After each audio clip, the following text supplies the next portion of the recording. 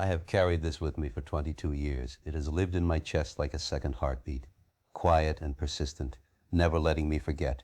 I did not tell my wife before she passed. I did not tell my son before the cancer took him. I did not tell the pastor who came to pray with me when they thought I would not survive the surgery. Some things are too heavy for ordinary conversations. Some things belong only to the darkness that created them. My name is Charles Bronson. I am 89 years old. I have lived long enough to bury everyone I ever loved and to watch the country I was born in become something I no longer recognize. I have voted in 17 presidential elections. I have seen men walk on the moon, and I have seen towers fall in Manhattan, and I have seen the slow, terrible unraveling of everything I thought was permanent. And I am telling you now, finally, after all these years of silence, about the night Abraham Lincoln came to my house. It was February. The year was 2003. The snow had fallen for 3 days straight, burying the roads, silencing the world. I was 67 years old, recently retired from the factory where I had worked for 43 years.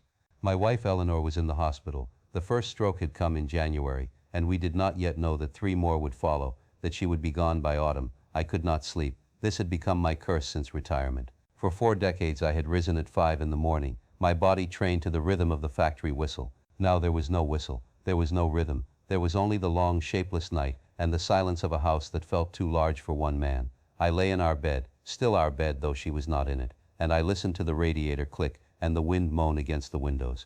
The clock on the nightstand glowed red, 2:47 a.m., the hour of wolves, my father used to call it, the hour when the dying slip away, the hour when the demons come to bargain. I gave up on sleep. I put on my robe, the navy one Eleanor had given me for Christmas years ago, wearing thin at the cuffs, and I walked down the hallway of the house where I had lived for 38 years, past the photographs I no longer looked at, past the door to our daughter's old room, empty now, her children grown and scattered to cities I could not pronounce, past the mirror at the end of the hall, where I avoided my own reflection because the old man in the glass was someone I did not want to know. The kitchen was dark. I did not turn on the light. I sat at the table, the same table where my children had eaten their cereal, where Eleanor and I had planned our lives in small morning conversations, and I looked out the window at the snow. It was still falling, soft and relentless, covering everything. The oak tree in the backyard had become a white ghost of itself. The fence I had built with my own hands in 1972 was buried to its top rail. The world had been erased, and in its place was only whiteness, only silence, only the vast indifference of winter. I made myself a cup of coffee, decaf, the doctor's orders, which I followed with the grudging compliance of a man who has stopped believing that anything he does will make a difference. The coffee was bitter. I drank it anyway, and I began to think about my country. This was the winter we were preparing for war. The television spoke of nothing else. Weapons of mass destruction, axis of evil, mushroom clouds and smoking guns. The president spoke with the certainty of a man who had never doubted anything in his life, and the generals stood behind him with their medals and their maps, and the nation was dividing itself into those who believed, and those who questioned, and those who simply looked away. I had been a soldier once, Korea, 1952. I was 19 years old when I stepped off the transport ship at Incheon, and I was 20 when I came home with a piece of shrapnel in my leg and a silence in my heart that would never fully heal. I had seen what war does to men. I had seen the bodies in the burning villages and the faces of children who had lost everything. I had pulled a trigger and watched a man fall and spent 50 years trying not to remember his eyes. And now we were doing it again. We were sending young men to die in a desert on the other side of the world, for reasons that shifted and changed depending on who was speaking. First it was weapons, then it was democracy, then it was freedom. The words kept changing, but the bodies would be the same.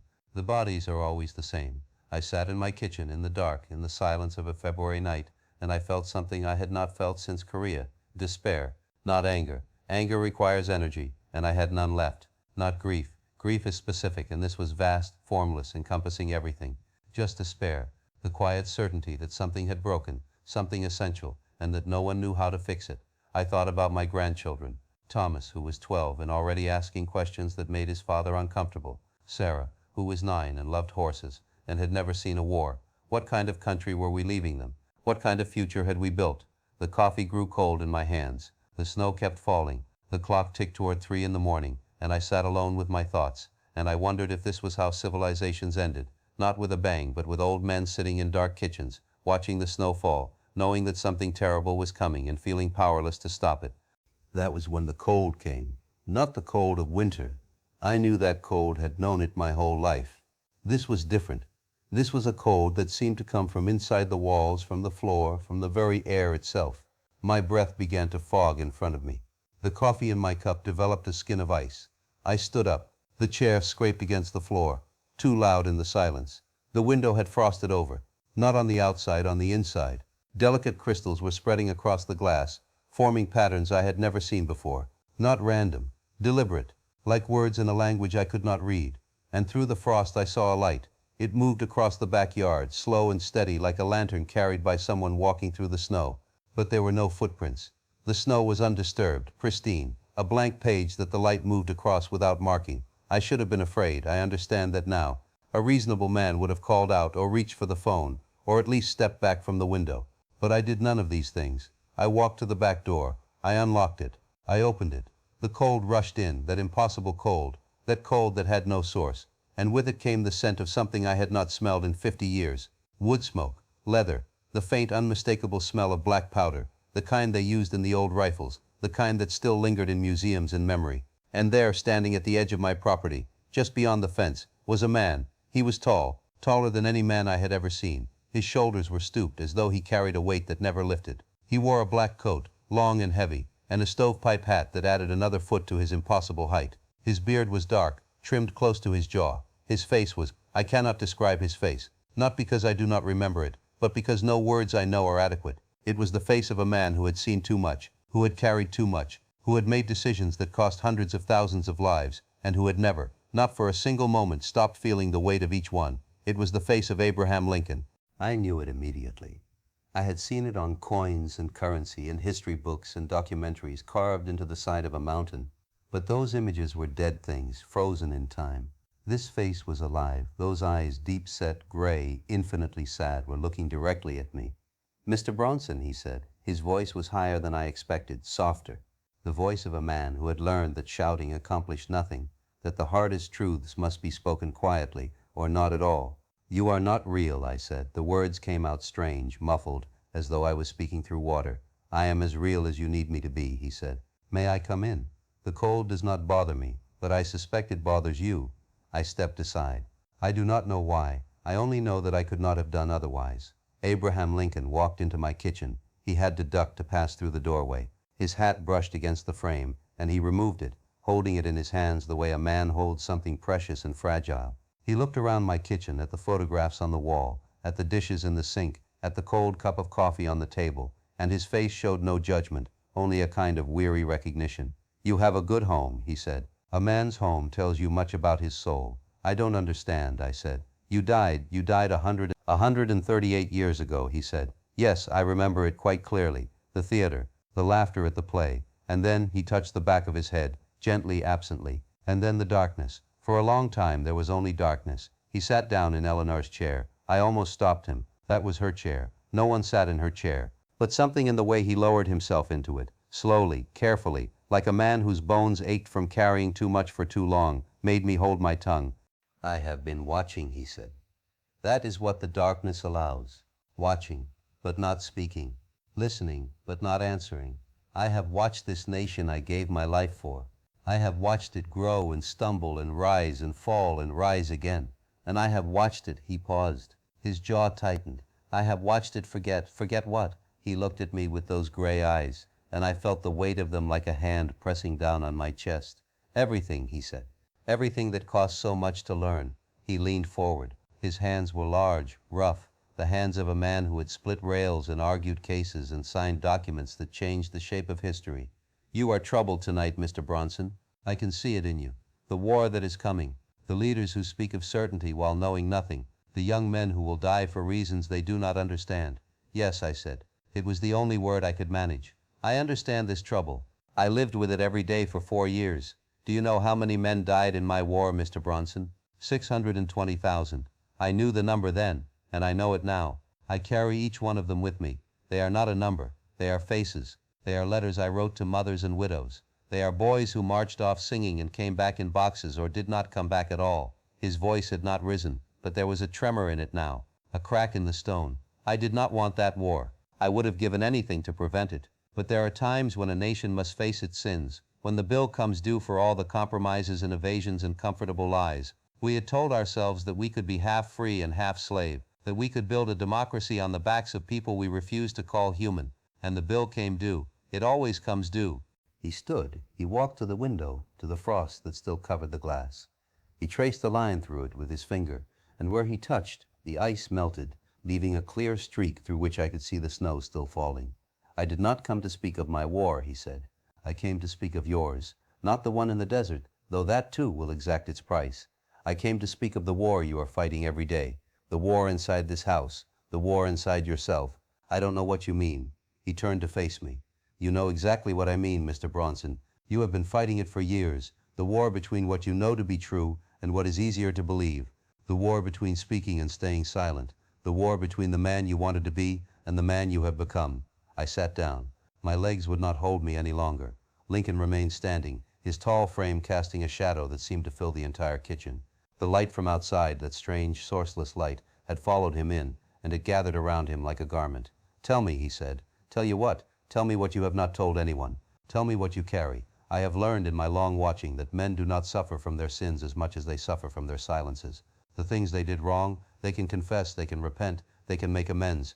But the things they did not do, the words they did not speak, the stands they did not take, these are the weights that crush them in the end. I looked at my hands. They were old hands, spotted with age, trembling slightly, the hands of a man who had worked hard his whole life and had nothing to show for it but a house and a pension and a family that was slowly drifting away. I have been a coward, I said. The words came out before I could stop them. My whole life, I have been a coward. Go on. I saw things at the factory. For 43 years, I saw things, the way they treated the workers, the corners they cut, the safety violations they covered up. There was a man, Miguel. His name was Miguel Hernandez. He lost 3 fingers to a machine that should have been fixed. They blamed him. They said he was careless. But I knew the machine was faulty. I knew they had ignored the reports, and I said nothing. Why? Because I had a family, because I needed the job, because I told myself it wasn't my place, because I stopped. The next words were the hardest I had ever spoken.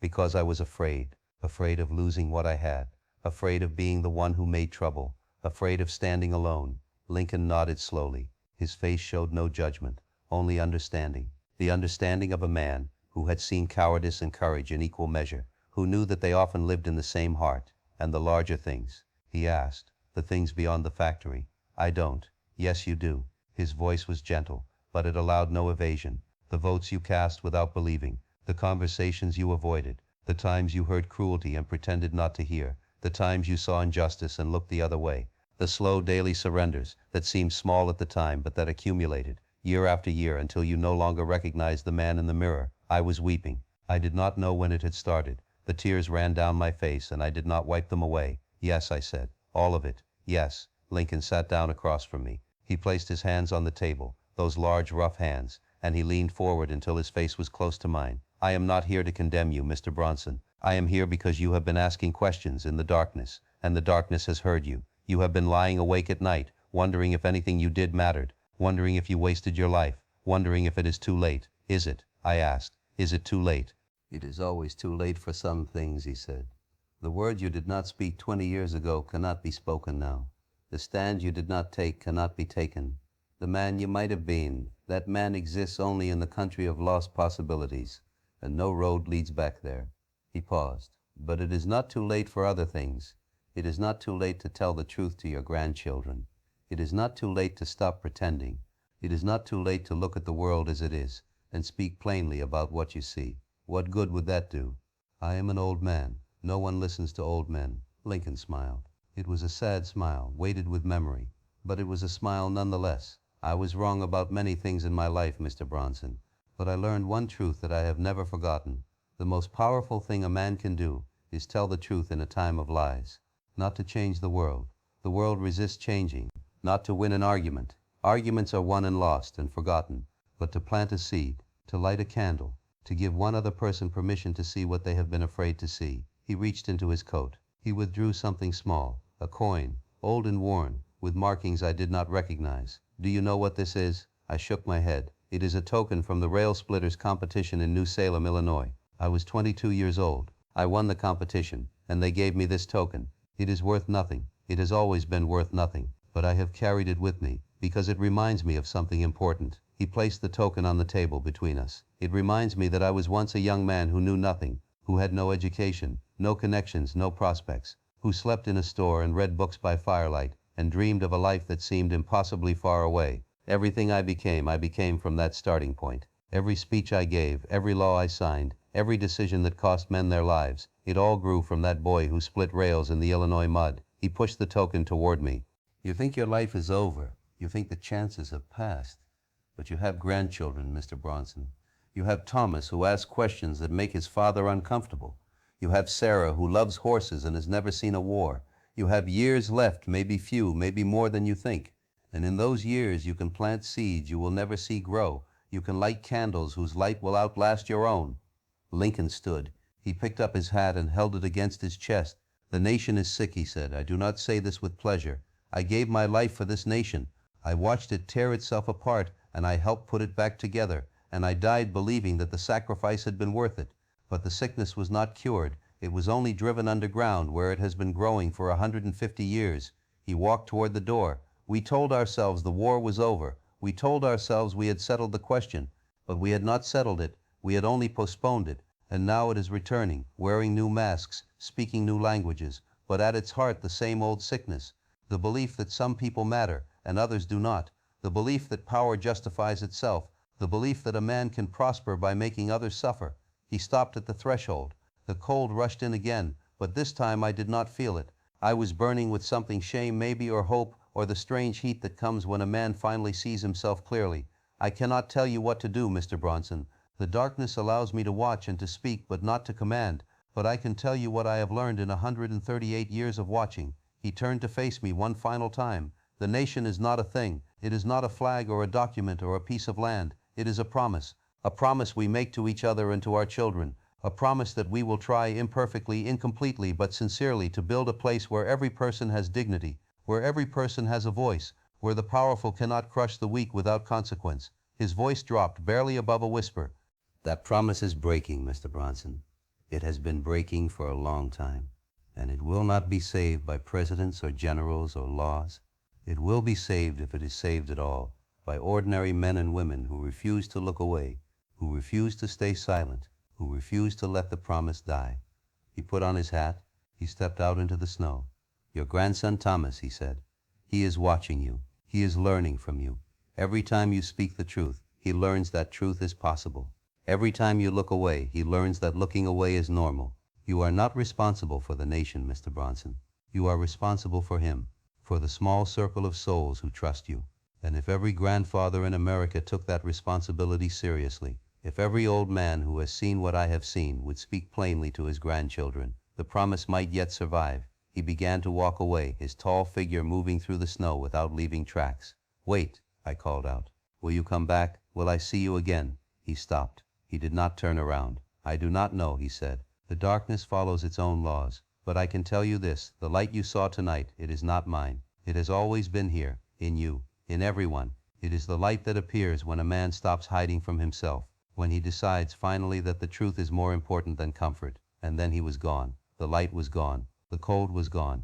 The frost on the window had melted, leaving thin streams of water that caught the first gray light of dawn. I sat alone in my kitchen, and I wept until I had no tears left. I did not sleep that night. I sat at the table until the sun came up, watching the snow turn gold and pink, and then, slowly, white again. The coffee cup was still there, the coffee long cold, a thin layer of ice still floating on its surface. I picked up the token. It was real, heavy, worn smooth by years of handling. I turned it over in my palm, and I thought about a young man in Illinois, splitting rails in the mud, dreaming of a life that seemed impossibly far away. That weekend I called my son. I asked him to bring Thomas to visit. He was surprised. I had never made such a request, but he agreed, and on Saturday afternoon he pulled into my driveway with Thomas in the passenger seat, a sullen 12-year-old with his mother's eyes and his grandmother's stubborn chin. We walked together, Thomas and I, through the snow that was finally beginning to melt. I showed him the oak tree I had planted when his father was born. I showed him the fence I had built with my own hands. And then I told him something I had never told anyone. I told him about Korea, about the man I had killed, about the face I had been trying to forget for 50 years. Thomas listened. He did not speak. His eyes, serious, watchful, stayed fixed on mine. I was 19, I said. He was probably younger. I don't know why he was fighting. I don't know if he had a family, a girl, a mother waiting for him. I only know that I pulled the trigger, and he fell, and I have carried him with me every day since. Why are you telling me this? Thomas asked. Because you deserve the truth, I said. Because your father will tell you that war is glory and honor and defending freedom, and those things are real, but they are not the whole truth. The whole truth is that war is young men killing each other for reasons they do not understand, decided by old men who will never have to pull the trigger themselves. We walked in silence for a while. The snow crunched under our boots.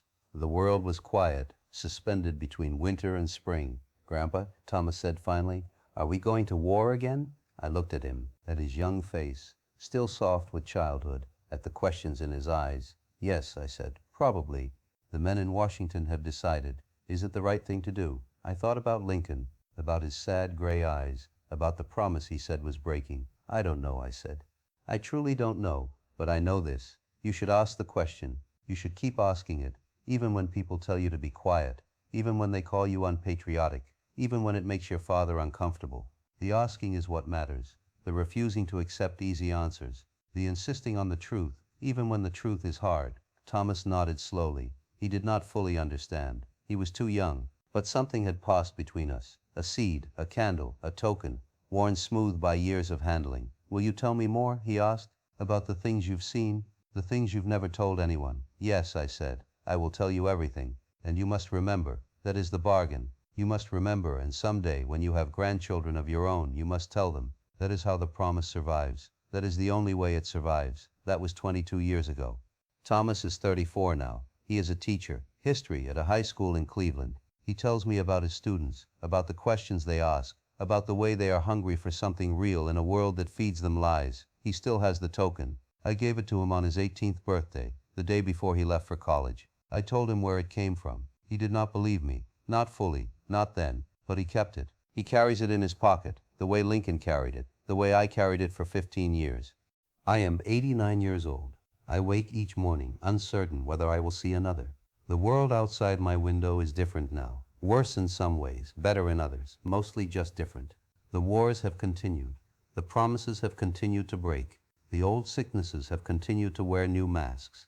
But Thomas is teaching. His students are asking questions.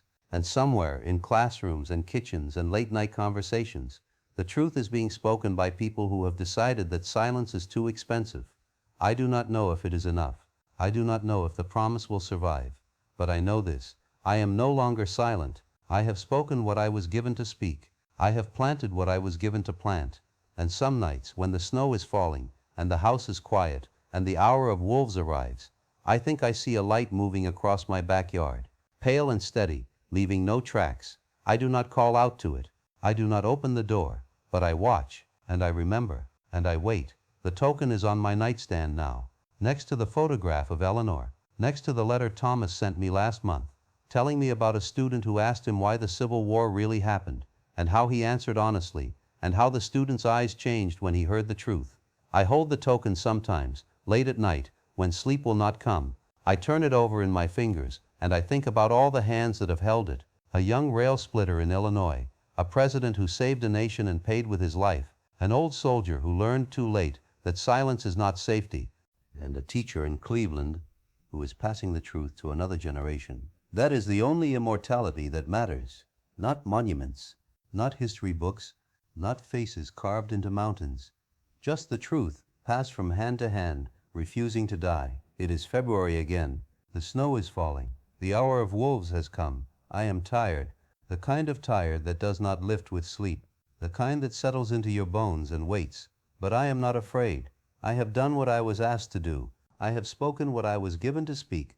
I have planted seeds I will never see grow. And somewhere, in a classroom in Cleveland, a 34-year-old man is reaching into his pocket, touching a token worn smooth by years of handling, and telling the truth to students who have been starving for it. That is enough. That is more than enough. That is everything. The snow keeps falling. I close my eyes. I see Lincoln standing at the edge of my property, his tall figure dark against the snow. I see Thomas holding the token, telling his students about a war that never really ended. I see Eleanor waiting for me in a room full of sunlight, and I see myself, not as I am now, but as I finally became, a man who stopped being silent.